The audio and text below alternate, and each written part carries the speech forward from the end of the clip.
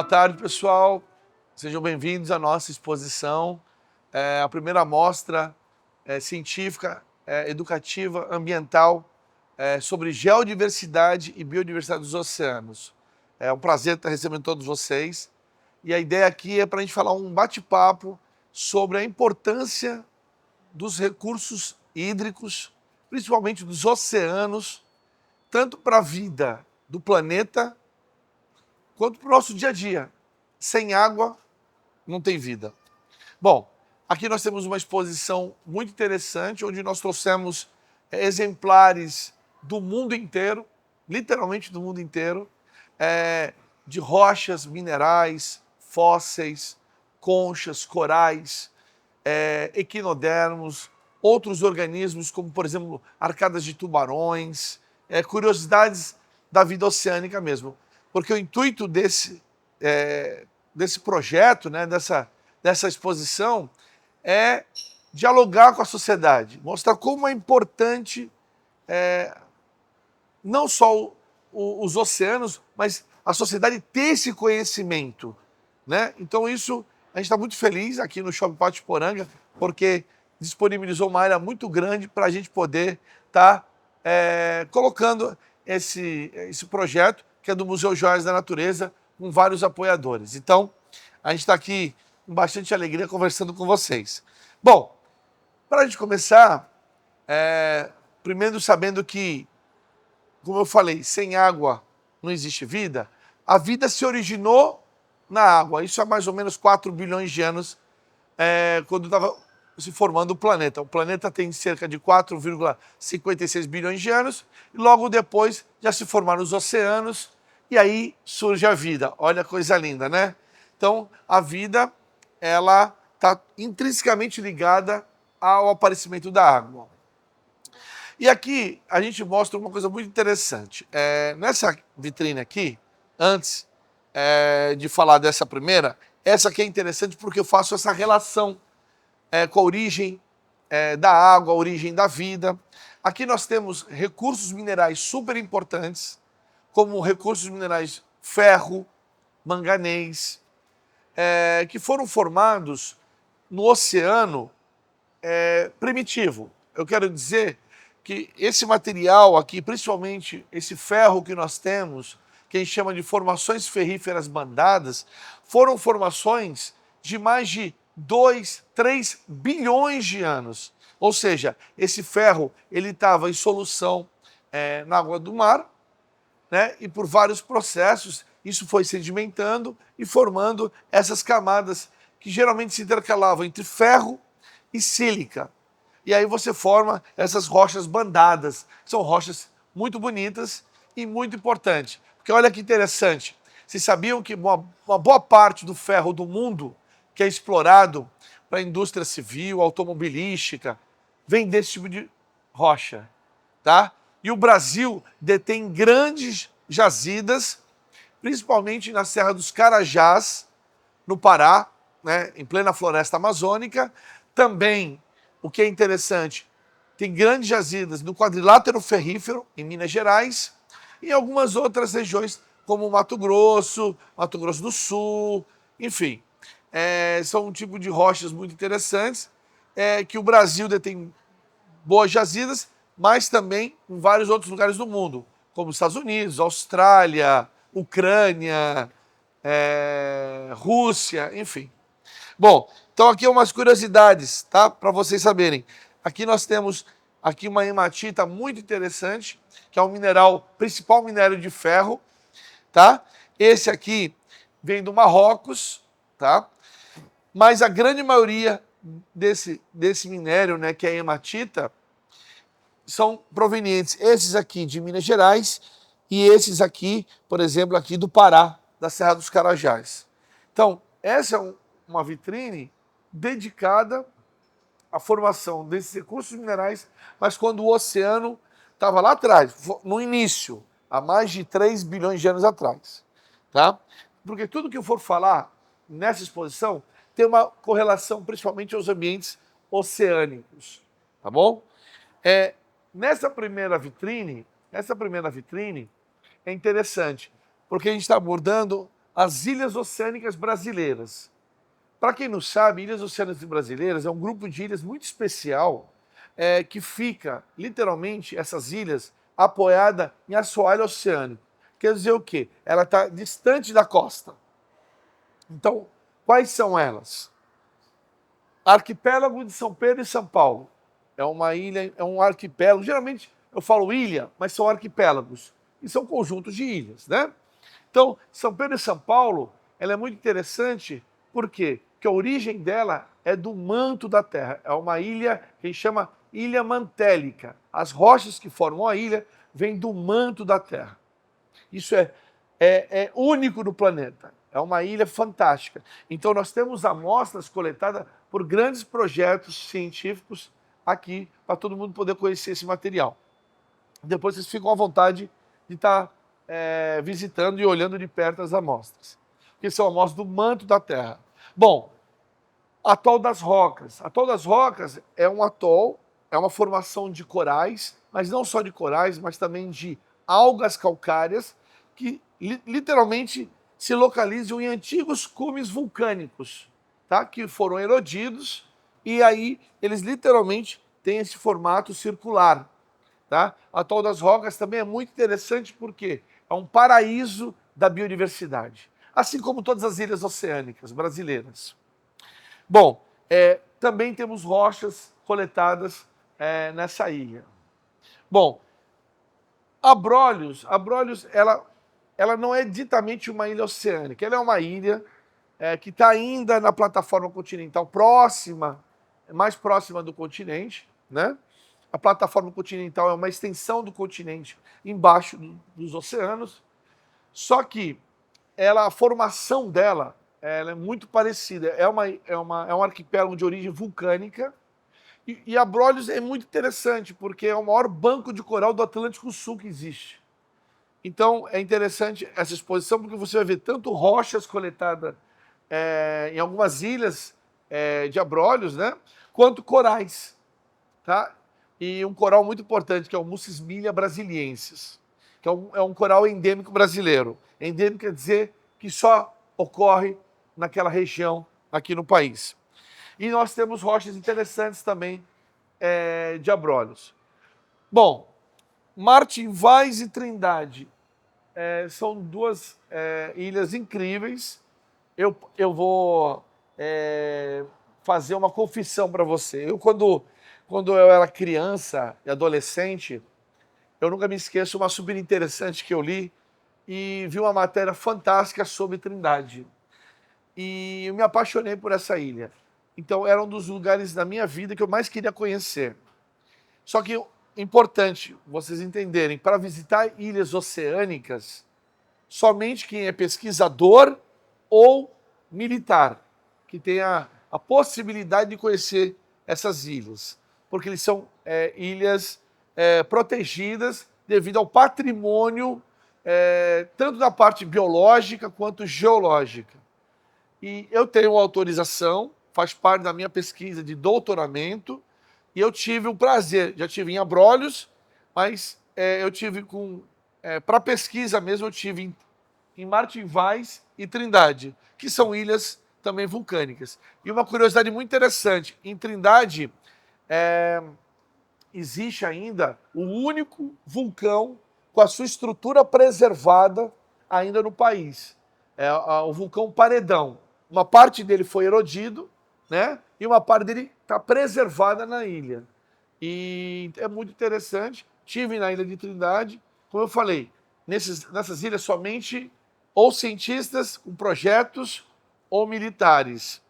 E aí, como eu falo, como a água é importante, essas ilhas também possuem nascentes, e nascentes importantes para o abastecimento dos próprios pesquisadores, dos próprios militares que vivem nessa ilha. Porque para ser uma ilha brasileira, tem que ter moradia, ou seja, tem que ter um pavimento, lá tem que ter um pavilhão do Brasil. Por exemplo, Martim Vaz não tem ninguém morando, mas tem uma bandeira do Brasil lá. Isso é importante. Já Trindade tem um núcleo lá de pesquisadores e de militares. Então eu tive o prazer de estar lá. Tem várias rochas super interessantes aqui de Trindade, mostrando diversos tipos de momentos que a ilha vivenciou geologicamente falando, né? Nós temos desde bombas vulcânicas, quando você teve um vulcão explodindo numa atividade mais explosiva, quanto lavas mais fluídas, né? Lavas basálticas, que é onde o vulcão, ele literalmente a lava fluiu e não explodiu. Bom, e fora a Trindade, nós temos o arquipélago de Fernando de Noronha, que é o mais conhecido, é o mais famoso, que é o único arquipélago que você pode ter moradia de pessoas de civis, enfim. É o único também que é aberto turisticamente. Abrolhos também você pode visitar turisticamente. Mas Fernando de Noronha você pode não só visitar, quanto morar. Mas tem todo um regramento importante.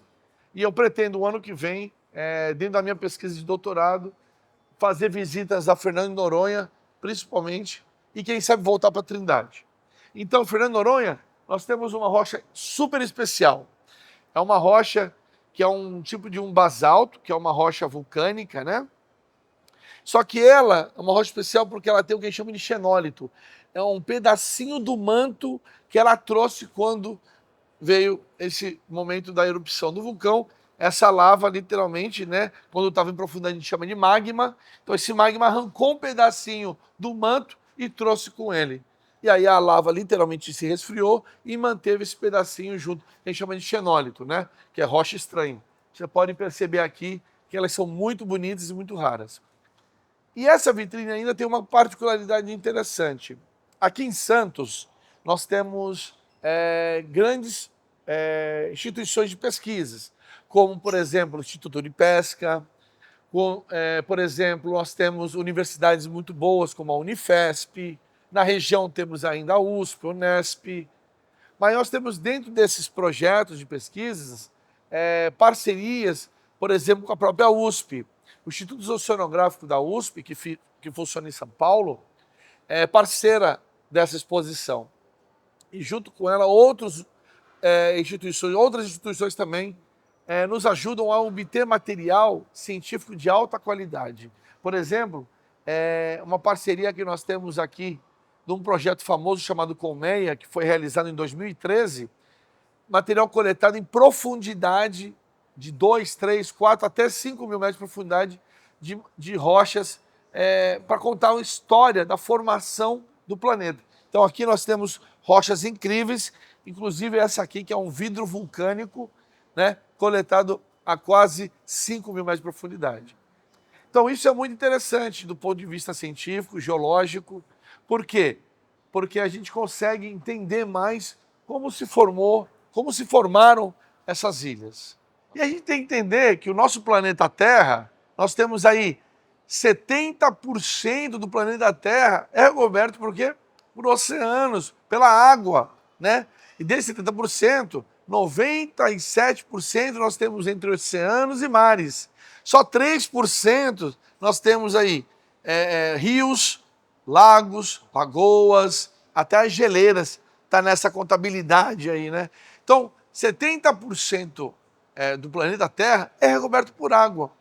E quando a gente fala dos oceanos, nós estamos falando de 93%. Então é muito importante a gente poder ensinar sobre a morfologia do fundo oceânico, para a pessoa saber como é que literalmente se tem montanha embaixo, né, da água, e tem. Na verdade, nós temos grandes abismos oceânicos, como por exemplo a Fossa das Marianas, 11 mil metros de profundidade. Imagina, 11 quilômetros. É muito. Você pode conseguir empilhar o Everest uma vez e meia, praticamente. Então, nós temos montanhas, literalmente, né, que a gente chama de cordilheiras mesoceânicas. Enfim, é muito interessante a morfologia do fundo oceânico. E essa vitrine, ela se dedica principalmente às riquezas minerais do fundo oceânico. Por exemplo, petróleo. Nós temos aqui petróleo de algumas jazidas, de algumas localidades importantes, como aqui mesmo, que é a Bacia de Santos, o pré-sal, tão famoso pré-sal. Nós temos óleo do pré-sal. Nós temos um óleo super famoso, super importante, que é o óleo da bacia do Amazonas, do Poço Urucu. Isso é interessante, porque é um óleo de excelente qualidade que nós temos aqui no país. E olhem, pessoal, isso é uma coisa importante. Petróleo sempre vai ser importante. E vai ser até mais importante do que é hoje. Por quê? Hoje nós desenvolvemos um processo, né, de fazer literalmente a quebra dessas cadeias de hidrocarbonetos que o petróleo tem para fazer diversos produtos, né, principalmente combustível, gasolina, até mesmo querosene, álcool, enfim. Só que a gente tem que saber que o mais importante dele, do petróleo, é a produção de insumos, por exemplo, como medicamentos, roupas, então tudo isso, plásticos, mas sabemos que plástico, pelo amor de Deus, né? Já temos muito, muito. Inclusive, tem rochas hoje se formando com plástico na composição. Então a gente tem que realmente pensar conscientemente sobre a utilização dos nossos recursos naturais. Bom, voltando à vitrine, nós temos, além de petróleo, que é a nossa riqueza, que tem vários nomes, né? Ouro negro, né? E aqui no Brasil nós temos grandes jazidas, nós temos também o que a gente chama de nódulos polimetálicos, que são rochas ricas em ferro e manganês, e também temos croças polimetálicas, que também são ricas em ferro e manganês, mas também pode conter cobalto, cobre, ouro e outros elementos. E nós temos amostras muito importantes do que a gente chama de elevação Rio Grande, que pertence ao Brasil, tá bom? E é um ambiente muito interessante para se estudar, se pesquisar, e nós temos não só nódulos e croças polimetálicas da elevação Rio Grande, como corais, depois nós vamos mostrar, e um tipo de rocha especial chamado fosforito. É uma rocha basicamente rica em fosfato de cálcio, em apatita, que é muito importante também para a indústria, principalmente indústria de insumos de alimentos, de rações animais, entre outras aplicações. Nessa vitrine ainda temos rochas que a gente chama de beach rocks, quer dizer, rochas que se formam em ambientes praiais, rochas coletadas também em fundo oceânico. Temos areia, uma areia muito interessante, uma areia carbonática, uma areia onde os grãos não são de quartzo, que a maior parte das areias do mundo são siliciclásticas, são areias compostas basicamente de quartzo. Mas temos também vários tipos de formação de areia diferente. Mas essa é uma areia onde os grãos são carapaças de um organismo muito interessante que a gente chama de foraminíferos, tá bom? Isso é muito interessante, coletado a 220 metros numa cordilheira que a gente acabou de falar, Vitória Trindade, tá? Isso também foi uma coleta científica realizada, né, pelo Instituto Oceanográfico da USP. E olha que interessante, da onde que eles saíram? Do maior porto da América Latina. Que onde está? Em Santos. A cidade de Santos detém o maior porto da América Latina. Como é importante, né? Não só na questão da historicidade desse porto, trazendo quase todos os imigrantes do Brasil, né? Italianos, japoneses, enfim, e outras nacionalidades, mas também a movimentação de cargas, né? Uma boa parte de tudo que chega no Brasil chega através de Santos, por causa do porto. Então, fazer só essa relação mesmo, que também saem os navios de pesquisas. Então, por exemplo, esse navio que foi fazer essa expedição saiu do Porto de Santos. Até hoje nós temos um navio oceanográfico que está ancorado aqui no porto, que é um navio histórico da história da oceanografia no Brasil, que é o professor Besnard. Muito interessante, para quem puder visitar, visite, está no Porto de Santos, ali na região do Parque Valongo. Bom, nós temos também uma coisa muito interessante nessa vitrine, que são um tipo de rocha que a gente chama de rodolitos. Na verdade, são concreções formadas a partir de algas calcárias, tá? Que se exploram isso. Muitos países acabam explorando esses recursos minerais, países como Estados Unidos, Noruega, China, Japão, porque são recursos minerais importantes, de elementos importantes para se aplicar aí na indústria. Nós temos aqui 2 vitrines dedicadas a fósseis. Fósseis são todos os restos e vestígios que animais, plantas e outros organismos deixaram preservados naturalmente em rochas, principalmente rochas sedimentares. E o que é interessante? Quando nós pensamos nessa exposição, a gente pensa em trazer fósseis icônicos, que representassem uma importância assim muito grande, porque o espaço é limitado, então a gente tem que trazer algo que realmente as pessoas falam assim, nossa, eu estou vendo pela primeira vez esse organismo, esse fóssil.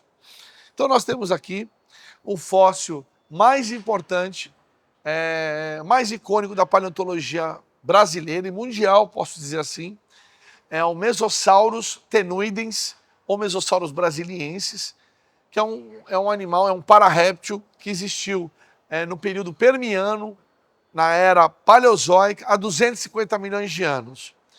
O que é interessante desse animal? Esse animal, ele literalmente é a comprovação de que os continentes já foram unidos. O que todo mundo sempre escuta o nome Pangeia, que significa toda a Terra, né? São todos os continentes aglutinados. Isso realmente é verdade, pessoal. Quer dizer que o Brasil, a América do Sul e a África já foram colados? Já. Vai acontecer de novo? Vai, mas não dessa configuração, outra. E vai demorar milhões de anos. Porque as placas tectônicas, né? Elas se movem cerca de 3 a 5 centímetros por ano. Tá? Mas em diferentes direções. Bom, voltando a falar do Mesosaurus. Esse animal é um réptil, parece até lembra aqui um pequeno jacarezinho, mas ele não é um jacaré, tá, pessoal? Ele tá bem distante, mas ele é um réptil importante, por quê? Porque ele nadava num mar, num lago-mar, que a gente chama de Irati, que ficava entre a bacia do Paraná, no Brasil, e a bacia de Karun, na África do Sul. Então, na verdade, esse mar ficava entre a América do Sul e a África. E o que é interessante? Era um mar restrito, tinha conexões oceânicas, mas esse animal, ele tinha o habitat de ficar literalmente pescando, caçando, porque ele se alimentava de pequenos crustáceos, né? Pequenos peixes, principalmente crustáceos. E esse animal, ele então comprova que os continentes eram unidos. Por quê? Porque ele foi achado fósseis somente no Brasil, na Bacia do Paraná, como, por exemplo, Mato Grosso, já foi achado ele em Goiás, principalmente cidades do interior de São Paulo, Paraná. Então, em toda a Bacia do Paraná, ele foi encontrado. Também encontrado do outro lado africano. Agora, se o Oceano Atlântico já tivesse sido formado, né, com a separação deles, você forma o quê? Aqui, entre América do Sul e África, o Oceano Atlântico. Então, se o Oceano Atlântico tivesse sido formado, esse animal não conseguiria nadar de um lado para o outro, primeiro porque ele não teria energia o suficiente para atravessar de um lado para o outro, e também nessa época existiam grandes predadores, como, por exemplo, tubarões. Sim, tubarões são mais antigos do que os dinossauros, tem mais de aí 400 milhões de anos de evolução. Um animal fantástico que nasceu pronto e está aí até hoje reinando nos mares. Em breve a gente vai falar um pouco de tubarões também, que é um animal que a gente gosta muito. E tem aqui, como a gente fala, nós estamos protegendo ele, falando não coma cação, porque cação e tubarão é o mesmo animal, tá bom? Bom, então nós temos o Mesosaurus brasiliense, aqui uma laje contendo um esqueleto completo, tá? Inclusive ele é o símbolo do Museu Joias da Natureza. É um animal realmente muito importante. E depois aqui nós temos alguns dentes de outros répteis marinhos, como mosassauros. Temos aqui também dentes de outros tubarões, como o tubarão branco. Sim, tubarão branco já está aqui há alguns milhões de anos no planeta. Mas também temos aqui um dente icônico do maior tubarão que já existiu no planeta, o hoje chamado Otodus megalodon. Ele aqui, simplesmente nós temos um dente original, vindo dos Estados Unidos. É um animal incrível, que viveu há mais de 20 milhões de anos atrás e podia chegar até 20, 25 metros. Eu já escutei até 30 metros, mas 20 metros, 25 metros. Ele é um animal, é um tubarão que se alimentava de baleias, de cachalotes. Então, você imagina, né? O tamanho desse animal. Bom, um animal desse não tinha predador, com certeza. Morria só de velhice, ou por algum catástrofe ambiental naquele momento que a vida que ele vivia, né? Junto com essas duas vitrines, nós temos a escala do tempo geológico para a pessoa entender, e temos aqui outros fósseis, aqui de vertebrados e aqui invertebrados. E aqui nós demos foco em dois invertebrados importantes, que são os amonoides, as amonitas, ou as trilobitas, que são realmente fósseis icônicos e que a gente chama de fósseis índices. E também, uma curiosidade, aqui nós temos ouriços, estrelas, corais, outros invertebrados também fósseis. E realmente aqui você mostra a diversidade desses organismos tão importantes para entender a evolução da vida no tempo geológico. E são animais, todos eles marinhos, né? Marinhos. Bom, para dar continuidade, é interessante, porque a gente aqui, olha só que interessante, quantas ODSs, para quem não sabe o que é uma ODS, são os Objetivos de Desenvolvimento Sustentável, que são objetivos que a ONU estabeleceu até 2030 para tentar alcançar. Vamos ver se a gente consegue. Eu queria que fosse verdade, que a gente, não é verdade, eu queria que desse certo isso. Por quê? Porque cada um tem que fazer a sua parte. Então, nessa exposição a gente aborda educação de qualidade, cidades e comunidades sustentáveis, consumo e produção responsável, ação contra a mudança global do clima, vida na água, parcerias e meios de implementação. E ainda nós temos uma que é água e saneamento básico, que não está aqui, que é a número 6. Mas, de qualquer maneira, a gente foca aqui na vida na água. Como eu falei, vida é água. Então, como eu sempre falo, você pode ficar 1, 2 dias sem comer, mas você não fica sem beber água, tá? E a água, ela não está só na forma líquida. Muitas frutas, como melancias, abacaxi, ela tem uma quantidade de água muito grande. Então, você pode, sim, tá se alimentando dessas frutas e estar, de alguma maneira, tomando água. Mas água é imprescindível na nossa vida. Bom, a partir daqui até o final da exposição, literalmente a gente falando do quê? Da evolução desses organismos. Aqui são todos animais recentes. Até agora a gente falou de geodiversidade. Agora, a partir daqui, biodiversidade. E de vários ambientes distintos. Aqui, por exemplo, nós temos o quê? Os primeiros organismos do planeta. Alguém sabe qual é?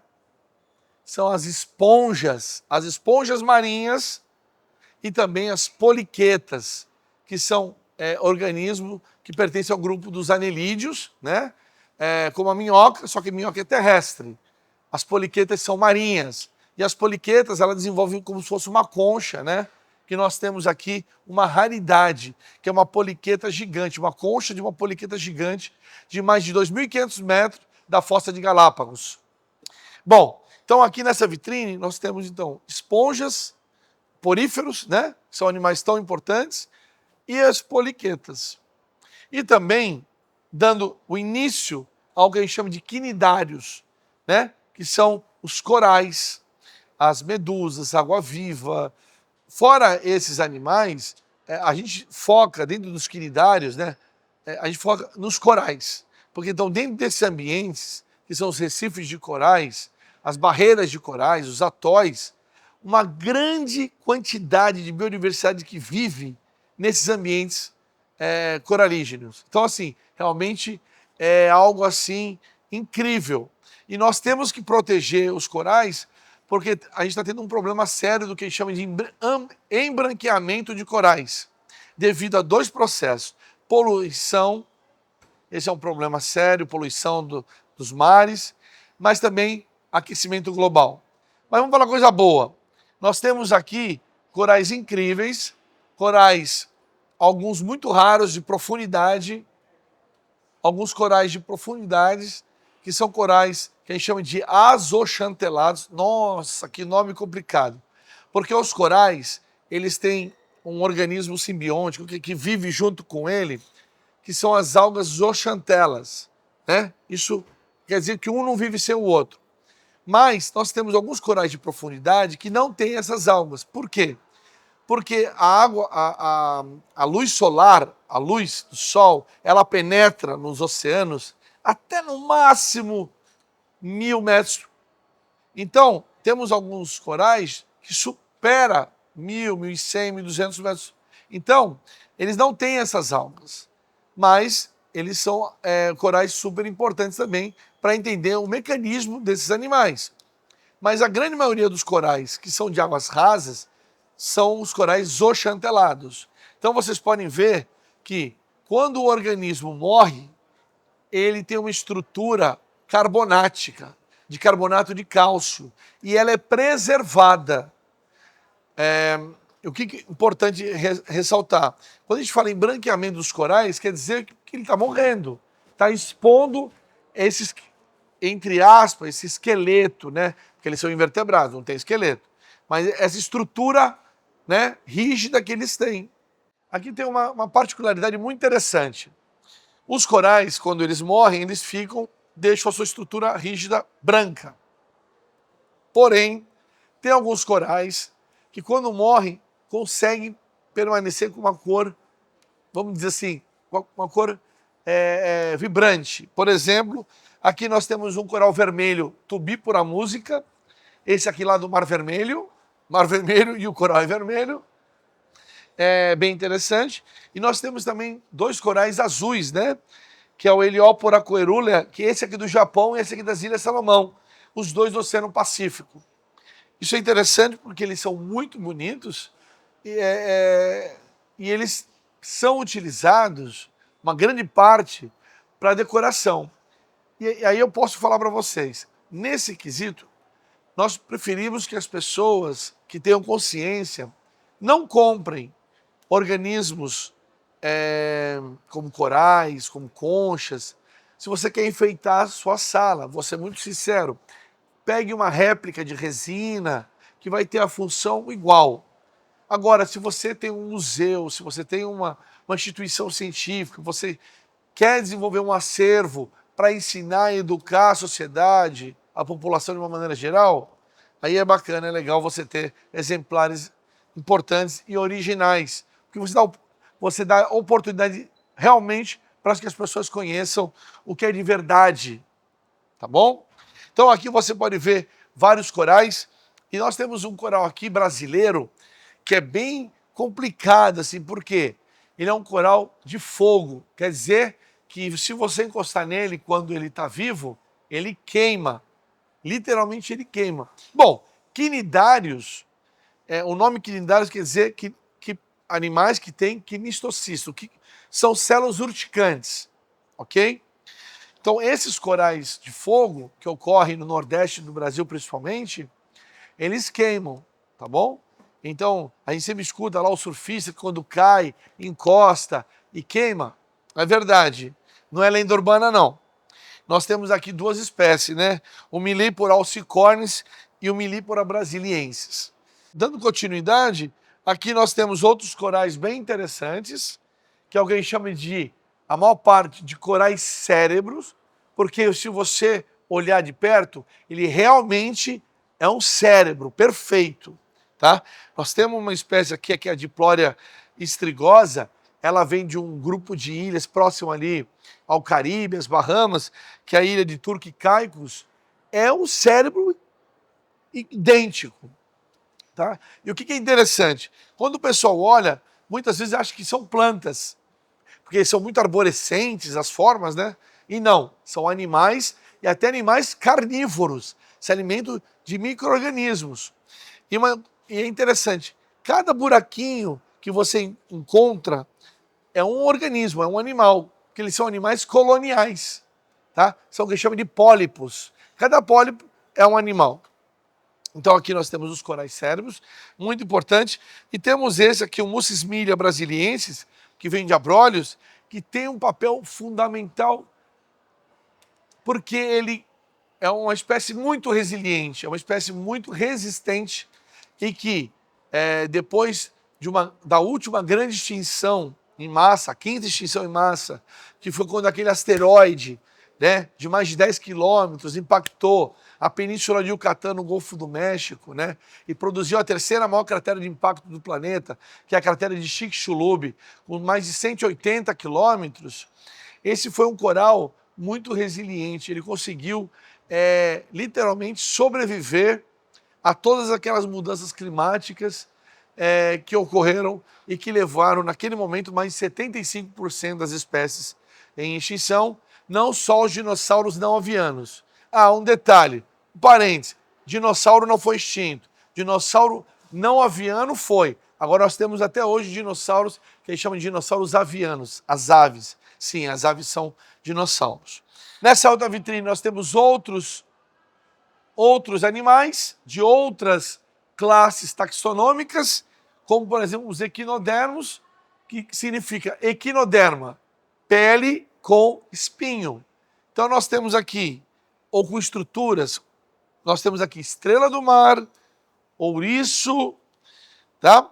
E uma coisa bem interessante que você vê é a diversidade de formas, né, desses animais. Depois temos aqui outros animais interessantes, como os briozoários, que pouca gente conhece, mas também são animais coloniais. Nós temos aqui algumas espécies bem interessantes. Aqui nós começamos com um grupo incrível, que essa exposição tem dois focos principais em organismos marinhos, os corais e os moluscos. Moluscos são animais de corpo mole, que eles têm, a grande maioria, uma concha calcária que recobre o seu corpo para preservar a massa visceral, tá? Nem todo molusco produz uma concha calcária, tem alguns que não têm concha, como os nudibranquios, né? O polvo, que é um animal incrível, é um molusco também, que a gente chama de cefalópode, né? Esse não tem uma concha, porém, nós temos alguns cefalópodes, como o Nautilus, que tem uma concha belíssima, tá? E é um animal fantástico, que a gente chama até de fóssil vivo. É um termo meio complexo, chama fóssil vivo, mas quer dizer que é um animal que está aqui há milhões de anos, até hoje, sem muitas modificações.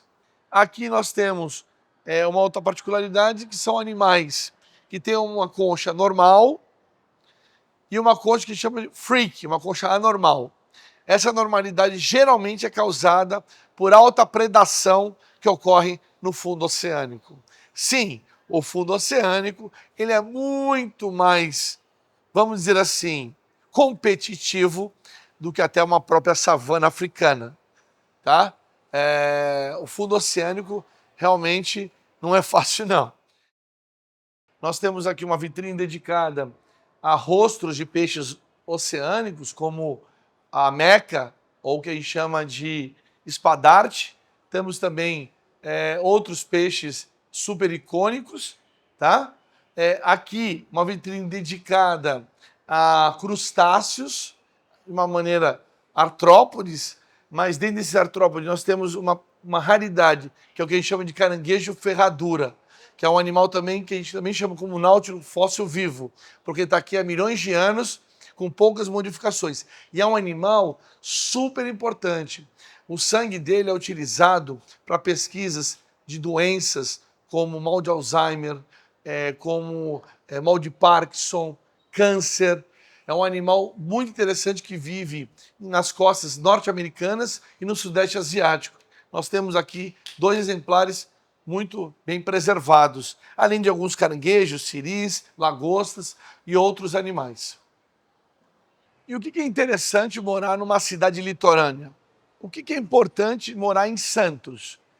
E saber que Santos tem uma relação tão importante com os mares, com os oceanos, com a água. Por quê?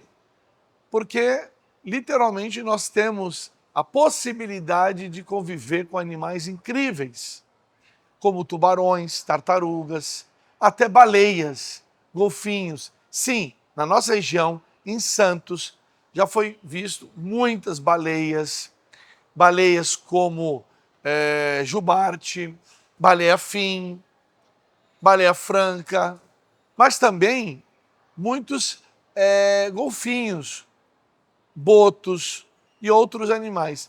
E só para vocês entenderem, a gente chama esses animais de cetáceos, que é um grupo de mamíferos marinhos, que se divide em odontocetos e misticetos. Nossa, que nome complicado.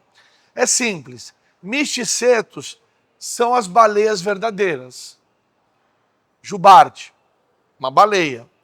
Ah, por quê? Porque ela não tem dente na boca. Ela tem o que a gente chama de barbatana ou cerda bucal, que faz literalmente o processo de ela abre a boca e filtra. Ela filtra o alimento, ela se alimenta de micro-organismos, do que a gente chama de zooplâncton, tá? Então, as baleias verdadeiras, nós temos aqui alguns exemplares de vértebras, costelas, tá? Até um pedaço dessa barbatana, dessa cerda bucal nós temos, para mostrar para vocês como ela desenvolve, né, para fazer essa filtragem. Bom, mas tem os odontocetos, que são o quê? Os animais que têm dentes. A cachalote. Ah, a cachalote não é uma baleia? Não, não é uma baleia. Cachalote tem até tamanho de baleia, mas não é baleia, porque ela tem dentes, e dentes gigantes, dentes grandes. Olha só o tamanho de um dente de uma cachalote adulta. Falando em animais espetaculares, falando em animais excepcionais da natureza, a gente está falando do rei dos mares, que são os tubarões. Uma espécie que eu admiro. Uma espécie que nós temos aqui no planeta Terra há mais de 400 milhões de anos. É uma espécie que eu sempre brinco, ela nasceu pronta. Enquanto nós estamos aqui, a espécie humana,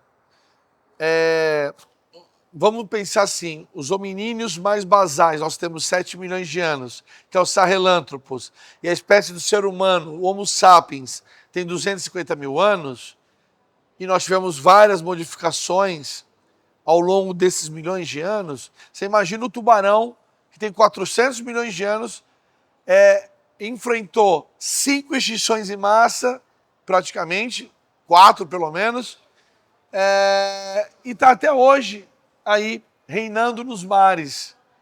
E eles literalmente são os animais super importantes que detêm o topo da cadeia alimentar nos oceanos, nos mares. Então a gente fez um parênteses para ele aqui, um recorte tipográfico, só para falar de tubarões. Nós temos aqui a cabeça de uma mangona, que é um tubarão muito interessante aqui do nosso litoral. E nós temos aqui uma vitrine dedicada somente a arcadas de tubarões, ou seja, a boca do tubarão. E aí a gente percebe que o tubarão ele nunca vai ficar banguela. Nunca. Ele não só tem um, mas ele tem fileiras de dentes. À medida que um dente cai ou um dente quebra, ele rotaciona o outro e coloca outro novinho em folha. Então aqui nós temos vários tubarões importantes. Dentro deles eu destaco o tubarão-tigre, que é um animal incrível. Temos aqui o tubarão maco ou anequim, que olha que curioso, é o tubarão mais veloz de todos. Ele chega a mais de 60 quilômetros. É um tubarão realmente muito interessante. Temos aqui outros tubarões, como os tubarões que a gente chama de cabeça chata, que são vários tipos de carcarrinos, que é o nome científico desses tubarões. E aqui em Santos, a gente tem o Instituto de Pesca, e dentro desse Instituto de Pesca, nós temos um dos maiores pesquisadores de tubarões do país, quiçá do mundo, que é o professor Amorim. Vale uma referência a ele, que é literalmente um grande cientista que dedicou a vida inteira à pesquisa dos tubarões. E como eu falei, nós temos aqui o maior porto, né? E nós temos uma atividade pesqueira muito grande. A cidade de Santos tem uma relação com a pesca desde lá de trás. Nós já falamos um pouco da cultura caiçara, não é? Cultura caiçara, nós temos até hoje ela preservada, seja no picaré, seja no arrastão de praia, seja, né, na pesca artesanal ali com a varinha de bambu. Mas nós temos que pensar que essa pesca também, ela não é só artesanal. Temos a pesca, né, com barcos camaroeiros e tal, e isso é em alto mar, saindo aqui da costa. Então Santos tem essa proximidade, literalmente, com essa atividade humana muito antiga, que é a pesca. Então, nesse Instituto de Pesca, que é parceiro da exposição, que é meu parceiro, assim como o Museu de Pesca, nós temos muito claramente projetos de pesquisas, de conservação do pescado, de você pensar quando deve pescar, qual espécie você pode pescar, né? Não pode pescar tal espécie no defeso, na época de reprodução. Então, é um espaço dedicado realmente à pesquisa da pesca. E o professor Amorim, além de ser meu querido amigo, é um grande especialista. Inclusive, ele me ajudou a fazer a classificação taxonômica dessas arcadas de tubarões. E também uma curiosidade aqui, nós temos o tubarão martelo. E mais interessante, com a preservação da estrutura óssea dele, né? E mostrando uma diferença clara. Nós temos o que a gente chama de peixes cartilaginosos, né? Que são os tubarões e raias, basicamente. Os tubarões têm esses dentes enfileirados, extremamente afiados, diferente das raias, que tem como se fosse uma língua. Então, são duas estruturas que fazem uma maceração. Eles se alimentam de crustáceos, de outros animais do fundo. Você pode ver que a maior parte das raias são achatadas, que elas são animais de fundo, e se alimentam desses animais. Siris, caranguejos, ouriços, enfim. E aí, quando ela suga, ela macera, ela destrói literalmente esse organismo. Já os tubarões, não, eles arrancam pedaços inteiros e comem. Para a gente tá finalizando essa excursão, essa expedição pela vida marinha, né? Nós dedicamos também para falar um pouco mais sobre os moluscos. Né? Os moluscos são animais que é o segundo maior filo do planeta, só perde pelo filo dos artrópodes, devido a uma classe chamada insetos, mas os moluscos são o segundo maior filo do planeta, com mais de 250 mil espécies viventes, nos mares, oceanos, também nos lagos, lagoas, rios e também em ambientes terrestres também. Aqui uma curiosidade rápida, é a concha do maior gastrópode do mundo, um exemplar adulto, que é um animal chamado Syrinx aruanus, foi descoberto na ilha de Aros, ali na Sudeste Asiático, ali na Indonésia. Esse vem da Austrália, porque ele tem uma distribuição até ali à Austrália. E o que é interessante, os aborígenes, que são povos originários da Austrália, se alimentavam desse animal, utilizavam esse animal como instrumento, mas principalmente carregando quase cerca de 3 litros para quando eles iam de uma ilha para outra. Então, olha a intimidade dos moluscos com a evolução, até mesmo quando a gente falou de sambaquizeiros, que são os paleoindígenas que viveram aqui, sempre se utilizando de moluscos e outros animais. E conchas, pode ter certeza que tem uma importância muito grande na nossa vida. Então, temos aqui o maior gastrópode do mundo, uma concha adulta, e aqui nós temos um filhote, um jovem, do maior bivalve do mundo, que é a Tridacna gigas, que é um animal fantástico, chega até 2 metros quando adulta, também um animal icônico, né? Ambos vivem no Indo-Pacífico, nessa grande província que existe no planeta. E para finalizar aqui nós temos uma verdadeira viagem, o museu chama Joias da Natureza, por quê? Porque nós trabalhamos com joias, literalmente, da natureza. Olha o padrão de cores, formas, é algo assim surreal. É só a natureza que é capaz de nos entregar isso. Então, o que a gente tem que entregar para a natureza? Respeito, respeito e respeito. Então, quanto mais conhecimento do mundo natural a gente tiver, e sabendo que a maior parte de toda a biodiversidade do mundo está relacionado às águas, sejam elas dos oceanos, dos mares ou dos rios. Como eu falo, sem água não existe vida. E nem mesmo os animais terrestres, sem a água, sem um lago próximo, sem um olho d'água, que a gente fala, não existe. Água representa a vida e a vida representa a água. Então, a gente realmente com essa exposição tenta mostrar a importância da água e desse ecossistema, né? Os ecossistemas marinhos relacionados aos oceanos. Então, a gente realmente fica feliz de poder mostrar essa biodiversidade incrível e também essa importância que tem esse ambiente incrível chamado planeta Terra. Então é isso aí, pessoal. Valeu pela presença de todos vocês. Valeu, obrigado.